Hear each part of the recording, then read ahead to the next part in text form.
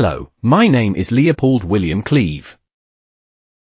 I was born in Windsor, Berkshire, England, in the year 1866. My parents were William Cleave, a well-known Windsor builder, auctioneer, and undertaker, and Maria, eldest daughter of George Fleming, the Queen's senior page. I was the eldest of 6 children, with sisters Helena, Eleanor, Adelaide, and Eliza, and a brother, Thomas.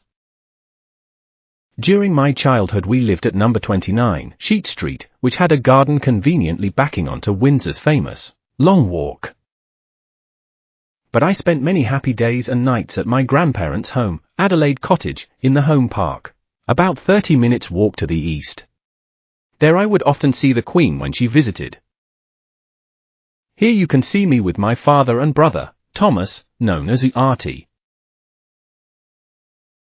I had a good education and could have worked for my father. He had premises at the top of Sheet Street. But the business was not going well and I opted for royal service instead. At first I was employed as an inventory clerk, but my hobby was photography and my skills were in much demand for taking photos of rooms, furnishings, etc. I also took photos of visiting dignitaries and of the Queen herself. This one was never published. She had to be very patient while I was setting up. Always kindly. Then I met and married Millie Bovington. She presented me with a son, little Leo. But in 1905 our beautiful boy was taken from us, aged 12. And in 1916, Millie died also. They were dark times. My increasing responsibilities as chief tapissier at the castle kept me going, as did my duties as second officer of the Windsor Castle Salvage Corps. I was responsible for keeping records of the many thousands of items of furnishings and valuables. My photography came in very useful and today you will find several examples of my work in the royal collection. Of course it was frustrating that I couldn't record such splendor in color.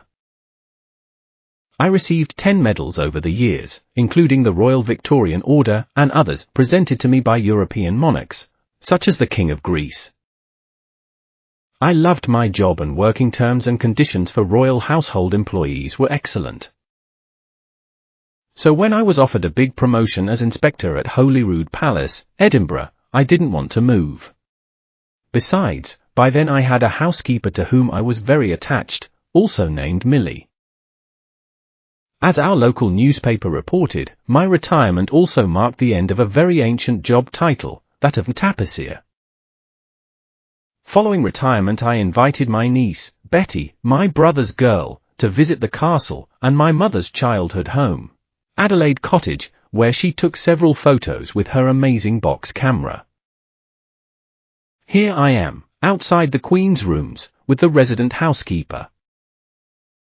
And here is one of Betty in the nearby grotto, taken by me. The grotto was once a big favorite with our family, and the royal children, for games of hide and seek. Lunch followed, when we shared a cantaloupe.